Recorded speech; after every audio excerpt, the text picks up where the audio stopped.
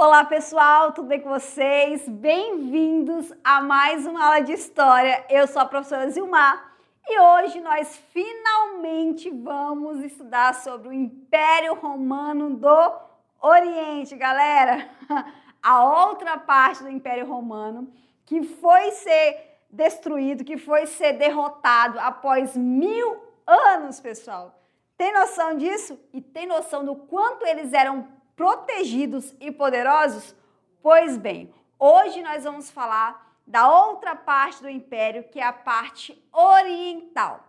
Bom, galera, primeiramente você tem que saber o seguinte, que o Império Romano do Oriente, ele também vai ser chamado de Império Bizantino. Por quê? Porque em 300, o imperador Constantino decretou que Constantinopla, que vai ser fundada numa outra cidade bem antiga chamada Bizâncio, ele vai decretar que agora Constantinopla vai ser a capital do império.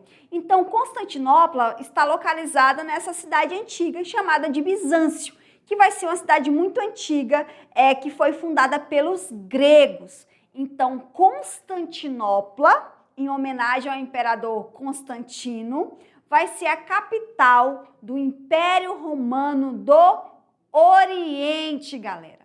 Mas por que que o Império, professora, do Oriente, o Império Bizantino, é tão importante? Porque o Império Bizantino, pessoal, ele vai ligar o Mar Negro ao Mediterrâneo, principal rota comercial. O Império Bizantino, ele vai ligar a Europa ao Oriente. Então, por isso que o Império Romano do Oriente, ele é tão importante. E assim, durante essa mudança de capital do Império Romano para Constantinopla, a galera que estava morando lá, ela não sabia dessa separação. Para todo mundo ali era o Império Romano normal. Só que vai ser o imperador Teodósio que vai fazer essa separação, onde vai ter o Império Romano do Ocidente e o Império Romano do Oriente. Mas apesar dos dois serem impérios romanos, vai haver uma disputa entre esses dois impérios. Eles não vão ser tão amigos assim como a gente pensa que podem ser, né, que podiam ser. E outra coisa, vai haver, digamos, o surgimento, o desenvolvimento de duas culturas completamente diferentes, pessoal, do Ocidente e do Oriente. Diga-se de passagem que lá no Império Bizantino, nós vamos ter outro tipo de povos, nós vamos ter uma mistura, nós vamos ter gregos, nós vamos ter romanos, nós vamos ter eslavos, nós vamos ter egípcios. Então, o povo ali, ele vai ser muito misturado, bem mais misturado que no Império Romano do Ocidente. Então, a língua oficial vai ser o grego. Eles também vão ser católicos, mas eles vão ser ortodoxos. Lembra que vai ter uma separação também da igreja?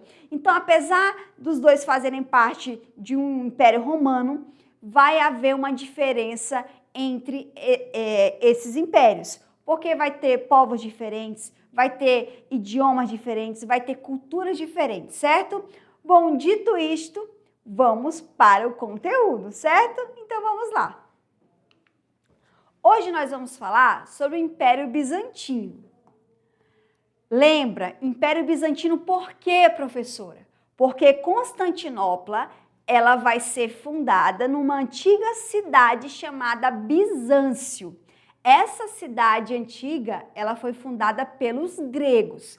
E aí, Bizâncio agora torna-se Constantinopla. Mas aí vai ter um segundo nome, que é Império Bizantino. Então, toda vez que eu estiver falando de Império Bizantino, pensa, é Império Romano do Oriente, capital Constantinopla, certo? Vamos continuar. Nós vamos entender hoje a formação desse império, que, pessoal, diga-se de passagem, era uma das cidades mais ricas, certo, do medievo.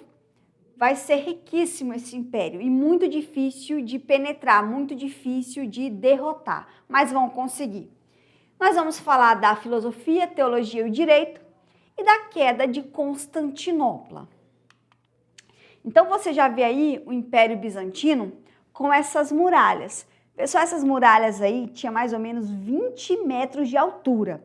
Era praticamente impossível uma pessoa ela conseguir passar essas muralhas, não tinha como. Além disso, você vê aqui torres.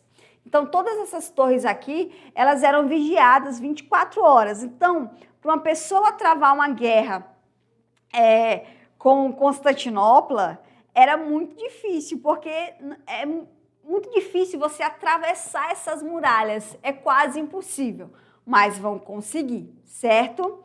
Então, vamos lá. O Império Bizantino, o Império Romano do Oriente, foi a continuidade do Império Romano na parte oriental do Mediterrâneo, com capital em Constantinopla, atual Istambul. Ele existiu de 330 a 1453, quando foi conquistada pelos turcos otomanos. Pessoal, é uma curiosidade. Istambul, pessoal, é a capital da Turquia. Então, a Turquia é um país bem novo. Então, ele vai surgir ali já no final da Primeira Guerra Mundial. Então, até o final da Primeira Guerra Mundial, o Império Otomano, turco-otomano, ele existia ainda. Então, ele vai se desfazer já no final da Primeira Guerra Mundial, e aí vai surgir a Turquia em 1923. Olha só que curioso. Bom, aqui a gente vê os romanos, eles vitoriosos, saindo de uma guerra, e com certeza esses que estão acorrentados são os escravos. Então lembra que o escravo não era a cor da pele, era aquela pessoa que perdia a guerra. Então, esse escravo, ele podia ser vendido, ele podia ser trocado, ou ele podia simplesmente ficar e trabalhar até o final da sua vida. Então, as principais características. Cultura greco-romana. Misturava a tradição romana com influências helenísticas e cristãs. Então, pessoal, o Império Romano do Oriente, ele vai ter essa mistura de cultura grega e também de cultura romana. Vai ter lá o cristianismo ortodoxo. Teve grande influência na religião, sendo um dos pilares da igreja. Então, lembra que eu falei que vai haver o cisma do Oriente, onde vai haver a divisão, a separação da Igreja Católica em duas partes, a Igreja do Oriente e a Igreja do Ocidente. A Igreja do Oriente, ela vai pregar algumas coisinhas bem diferentes. Por exemplo, eles não vão adorar imagens, o Papa lá não vai ser autoridade, pelo contrário, as igrejas elas vão ser descentralizadas, onde cada cidade vai ter o patriarca, que é o chefe da igreja, o padre, ele não precisa ser celibatário, só antes, digamos que ele se torne padre e ele é casado, então a igreja ela vai permitir, mas se ele, depois de virar padre, for se casar, aí já não é mais permitido, certo? Economia e comércio.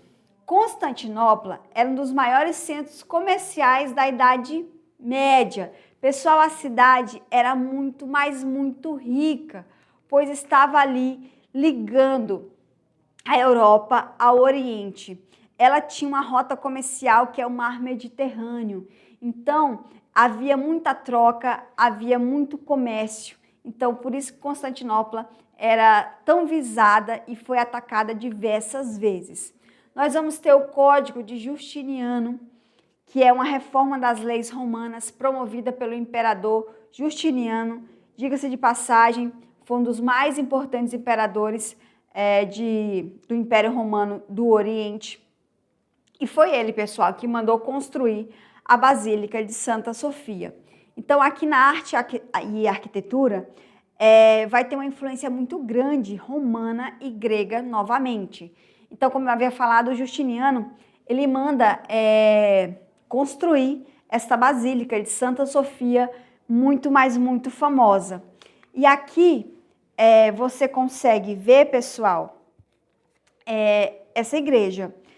Ela foi uma igreja, depois que Constantinopla foi conquistada pelos turcos otomanos, ela vai se tornar uma mesquita, depois ela se torna um museu, certo? E hoje ela é uma mesquita. Então, você vê aí essa cúpula, essas cúpulas aqui, bem arredondadas, isso aí tem um simbolismo muito forte, religioso. Quer dizer o quê? Representa essa cúpula, representa o céu, representa onde Deus habita, certo? Conflitos e queda. As guerras contra persas, árabes e cruzados enfraqueceram o império. Lembrando que o império ele foi atacado diversas vezes, mas ele nunca caiu. Ele demorou muito tempo para cair em relação ao Império Romano do Oriente. E também falando no Império Romano do Oriente, eles não eram tão amigos assim. Então o Império Romano do Oriente tinha essa questão da briga religiosa, tinha a questão da briga comercial e tinha também a questão, o conflito entre culturas ali, pessoal. Como eu falei para vocês, os povos eram diferentes. E aí, a Quarta Cruzada, o que acontece nessa Quarta Cruzada? Os cruzados do Ocidente, eles vão saquear a cidade de Constantinopla por 3 dias seguidos. Mas eles não vão tomar a cidade, eles só vão saquear. Mas, professora, por que eles vão fazer isso? Porque eles vão acusar o Império Romano do Oriente, o Império Bizantino, de não ajudarem. E, além disso, vai ter a Igreja católica por trás. Lembra que há uma briga muito forte entre essas igrejas. Então, saqueia logo, rouba tudo que eles têm. E aí, com esse saqueamento, com esse roubo, durante 3 dias aí seguidos, o Império Romano ele vai ficar muito fraco, o Império Bizantino. Então, ele vai se enfraquecer. Isso aí vai ajudar os turcos a conquistarem a cidade. E até que em 1453, o sultão Maomé II toma a cidade, marcando o fim do império. Pessoal, esse cara, o Maomé II, ele foi o conquistador do Império Bizantino. É ele que vai conquistar e colocar um fim no Império Romano do Oriente. E diga-se de passagem que o fim do Império Romano do Oriente marca uma passagem, a passagem da Idade Média para a Idade Moderna. Então, você tem a Idade Média para a Idade Moderna. Então, quando o Império Bizantino ele é conquistado pelos turcos otomanos, é aí que há essa passagem histórica, certo? E aí diz a lenda que o Maomé II era tão mal, mas tão mal, que ele entra na cidade de Constantinopla, as pessoas já vão estar rendidas, e mesmo assim ele vai mandar matar geral, vai mandar matar todo mundo que está lá. E olha só uma coisa bem curiosa, lá tinha mais ou menos uns 5.000 homens, eles tinham poucos homens, eles tinham poucos navios, eles tinham menos armas, e o Império Turco foi lá e matou geral, matou todo mundo. E uma curiosidade é o seguinte, esses turcos, eles vão usar canhões para invadir as muralhas, né, para romper aí, digamos, esse muro que separava. Então, antes disso, o inventor desses canhões vão oferecer esses canhões para Constantinopla. Só que o imperador, ele não vai querer comprar. E esses mesmos inventores vão oferecer esses canhões para os turcos otomanos. E aí o que vai acontecer? Eles vão comprar esses canhões e aí vão ter uma surpresa desagradável, pessoal. Vão usar contra os próprios bizantinos. E aí vão tomar a cidade, vão roubar, vão queimar tudo. E detalhe, tudo que for cristão, eles vão roubar eles vão queimar, eles vão rasgar, vão proibir livros, e aquela igreja de Santa Sofia, ela se torna uma mesquita, certo? Vamos continuar. E aí, como que se deu essa formação desse império? O Império Bizantino manteve as tradições romanas, mas incorporou influências gregas e orientais. Sua fundação oficial ocorreu em 330 d.C., quando o imperador Constantino I transferiu a capital do Império Romano para Bizâncio, renomeando-a como Nova Roma, mais tarde conhecida como Constantinopla. No século III, o Império enfrentava crises internas, invasões bárbaras e dificuldades econômicas. Para facilitar a administração, o imperador Diocleciano dividiu o império em duas partes. Só para você não confundir. O Diocleciano ele vai dividir, mas a divisão definitiva vai vir com Teodósio, tá? Império Romano do Ocidente, Império Romano do Oriente, com capital em Nicomédia, depois transferida para Constantinopla. Então, após a queda do Império Romano do Ocidente, em 476 d.C., o Império Bizantino seguiu existindo por mais 1000 anos. Para você ver como o Império Bizantino ele era rico e poderoso, pessoal, certo? Então, ele vai, depois que o Império Romano do Ocidente ele cai, ele é derrotado, o Império Bizantino fica aí mais 1000 anos existindo. E aí, com Constantinopla sendo a nova capital, o Constantino ele vai escolher Bizâncio, lembra que é aquela cidade grega muito antiga, como a nova capital devido à sua posição estratégica. Então, como eu falei para você, vai ter uma defesa natural que vai ser cercada por água e fortificações. Lembra? Vai o Mar Negro e o Mar Mediterrâneo. Centro comercial localizado entre a Europa e a Ásia, dominando as rotas de comércio. Então, graças a essas rotas, o Império Bizantino vai ser um império riquíssimo. Então, isso daí vai dar condições para ele existir aí mais 1000 anos após a queda do Ocidente. E a cultura, ela vai ser influenciada pela grega e pela romana. Você pode ver isso na arquitetura, onde vai ter elementos tanto grego quanto romano. O grego substituiu o latim como língua oficial.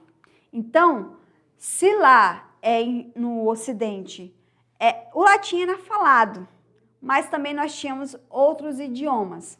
Lá no Império Bizantino, a língua oficial era o grego.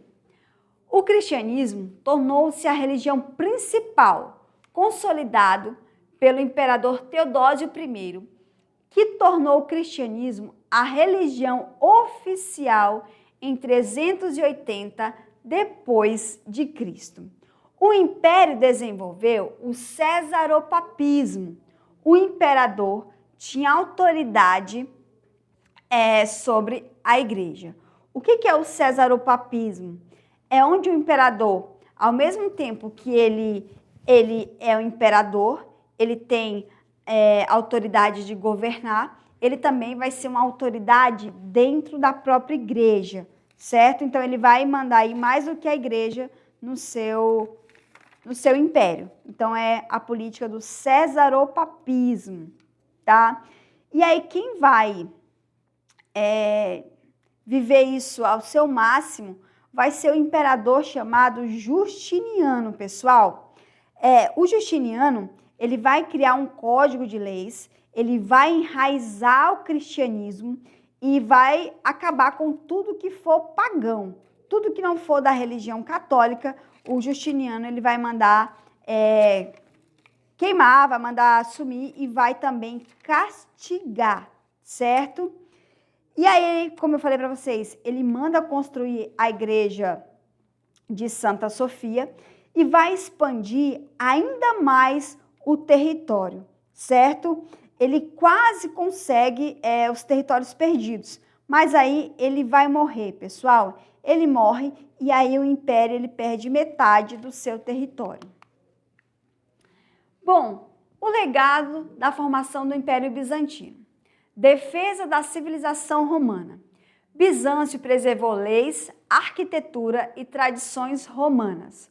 O Código de Justiniano, pessoal, esse código, ele serve até hoje. A gente usa até hoje isso aí para ter uma base sobre o que é lei, sobre o que é legal. Reformulação das leis romanas, servindo de base para o direito moderno. Então, você que vai estudar aí, quer ser um advogado, quer ser um juiz, você vai estudar o Código de Justiniano com toda certeza, certo? Na arte e arquitetura, temos monumentos, como a Basílica de Santa Sofia, que inspiraram o mundo medieval. Influência religiosa. Nós temos o cristianismo ortodoxo, que se espalhou pelo leste europeu. O Império Bizantino, por mais de 1000 anos, resistiu, caindo apenas em 1453, quando Constantinopla foi conquistada pelos turcos otomanos. E na filosofia, teologia e no direito, vamos ver a herança cultural. Bom, os bizantinos preservaram e comentaram obras de filósofos como Platão, Aristóteles e neoplatônicos. Como eu falei para vocês, eles têm muita influência grega. Nas academias filosóficas, Constantinopla e outras cidades tinham centros de estudo, sendo o principal o mosteiro de Estúdio. Na filosofia e religião, o pensamento filosófico foi adaptado à teologia cristã, influenciando debates sobre a natureza de Cristo e a Santíssima Trindade. Combate à filosofia pagã. Apesar da valorização do pensamento grego, a Igreja Ortodoxa censurava ideias que entrassem em conflito com a doutrina cristã. Bom, o cristianismo foi o pilar do império, que desde o Edito de Tessalônica, o cristianismo foi a religião oficial. Concílios ecumênicos reuniam líderes religiosos para definir dogmas, como a natureza de Cristo e a veneração de ícones. Pessoal, eles são contra a iconoclastia, quer dizer, eles são contra, eles não adoram imagens, tá? Então, o que é a iconoclastia? Período de destruição de imagens religiosas, devido a disputas teológicas sobre a adoração de ícones. Então, os ortodoxos, os católicos ortodoxos, eles não cultuam imagem. Na igreja ortodoxa católica, você vê mais pinturas, pessoal. Dificilmente você vai ver alguma estátua com santos. Você não vai ver. Então, eles são contra essa adoração de imagens. Tem mais na questão de pintura mesmo. Missões e expansão. Teólogos e missionários bizantinos, como Cirilo e Metódio, levaram o cristianismo ortodoxo aos eslavos. Direito e o Código de Justiniano. Corpus Juris Civilis. O Código de Justiniano organizou e sistematizou o direito romano, servindo de base para as leis europeias. Divisão do Código Romano. Pessoal, nós vamos ter o Código Romano, onde ele vai ser dividido. Bom, nós vamos ter aqui o Código, que é a compilação das leis romanas. Eles vão pegar lá o Código Romano e vão traduzir para a língua deles. Então, nós vamos ter aí um código de leis, certo? E vão adequar com a realidade deles. Nós vamos ter também o digesto. O que é o digesto? É a divisão das leis, tá? Textos de juristas romanos. Você vai ter leis aí. Tem lei de educação, tem lei de segurança, vai ser a divisão das leis. Institutas. São leis que vão ser escritas de forma mais didática. Então, vai ser um manual jurídico para estudantes. Por exemplo, a gente que não é da área de direito, a gente lê alguma lei e muitas vezes a gente não entende nada que está escrito ali. Por quê? A linguagem é muito difícil, são palavras que a gente não tem acesso, então a gente não entende nada. Então, essas institutas é um manual mais simples, é como se fosse uma tradução. Ele vai traduzir de maneira simples as leis, aquilo para você entender e para você seguir também, pessoal. E nós vamos ter as novelas, que é a construção das leis. Então, essas novas leis, elas vão ser criadas pelo imperador, no caso, Justiniano. Lembra que agora ele vai ser autoridade tanto da igreja quanto do império. Lembra, a política é cesaropapismo. Então, o imperador, ele é imperador e também ele é autoridade máxima dentro da igreja. E aí, com tudo isso, Constantinopla vai cair, pessoal. Constantinopla vai ser invadida. Então, quais as causas que levou um império tão rico quanto Constantinopla, ou quanto o Império Bizantino, a ser derrotado, a ser invadido, assim como foi o Império Romano do Ocidente? Vamos lá. Causas da queda. Fraqueza bizantina. O Império Bizantino já estava enfraquecido por séculos, devido a guerras, crises internas e perdas territoriais. Então, pessoal, o Império Bizantino estava muito fraco já, porque era todo o tempo muitos povos querendo invadir. Lembrando que lá também teve invasões germânicas, mas foram poucos. E o Império Bizantino consegue deter essas invasões, então não vai para frente. E além disso, nós vamos ter o quê? Nós vamos ter aquela quarta cruzada que vai invadir a cidade, que vai saquear tudo e vai deixar muita gente morta e a cidade muito fraca, o que vai abrir precedentes para uma invasão dos turcos. Pessoal, diz a história que como as muralhas eram muito altas e não tinha como mesmo um ser humano passar por elas, ainda é impossível, dizem que os cruzados eles só conseguiram porque havia um portão aberto. Havia um portão aberto, os guardas esqueceram de fechar um portão da fortaleza, para você ter uma ideia. E só assim eles conseguiram invadir, certo? E com os turcos foi a mesma coisa, tinha um outro portão aberto, só que eles usaram os canhões. Isolamento do Ocidente. Apesar de pedidos de ajuda, as potências cristãs europeias pouco fizeram para defender a cidade.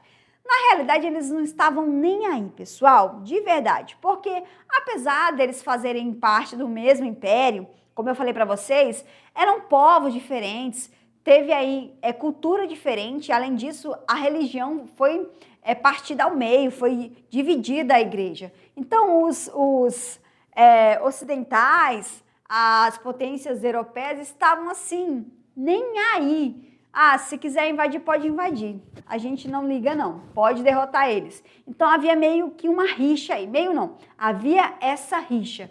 Então, por isso que não vai acontecer essa ajuda. Não vão dar ajuda de forma alguma para o Império Romano do Oriente. Superioridade otomana. Os otomanos tinham um exército bem organizado e utilizaram canhões. Lembra que aqueles canhões... o inventor desses canhões ofereceu para o imperador de Constantinopla, só que o imperador ele não quis, porque achou aquilo assim simplesmente ridículo, algo muito grande.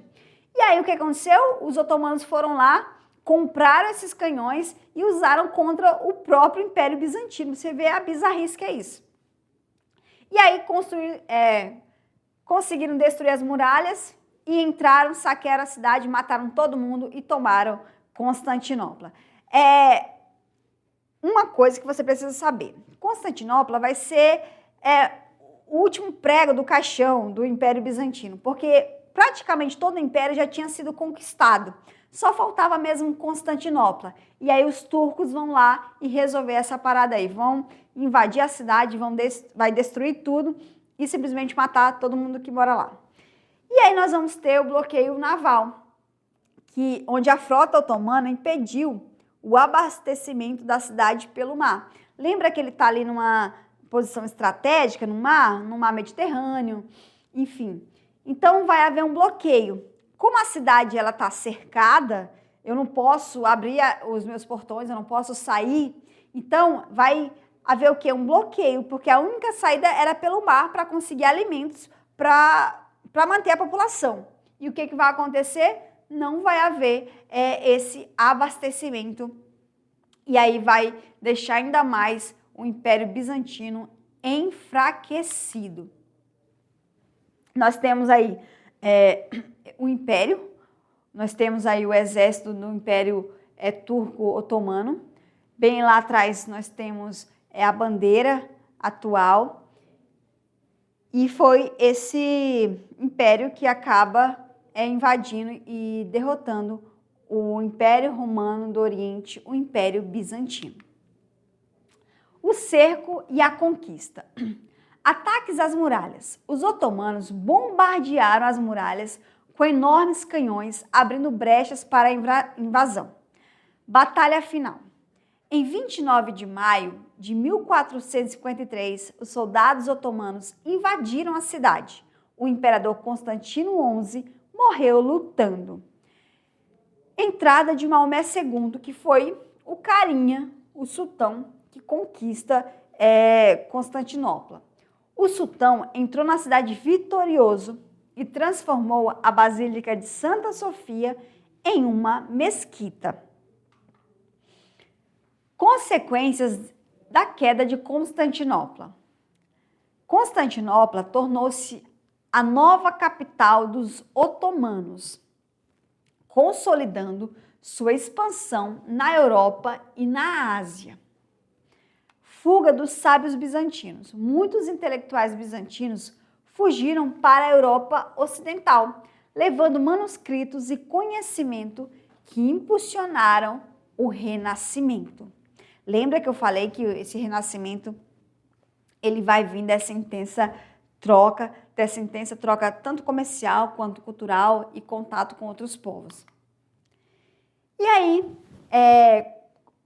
Constantinopla, sob o domínio otomano, buscaram novas rotas comerciais, incentivando as grandes navegações. Olha aí as grandes navegações, galera.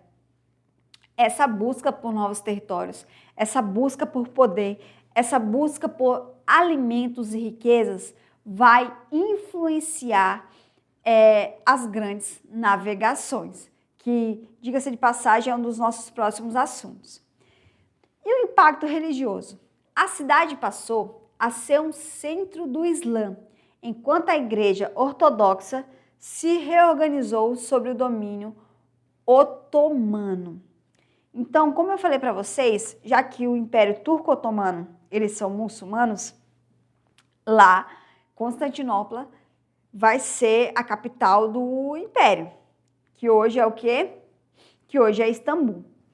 Então, a igreja, ela se torna uma mesquita de adoração do Islã e o Islã vai tentar varrer, vai tentar se livrar de tudo que for cristão.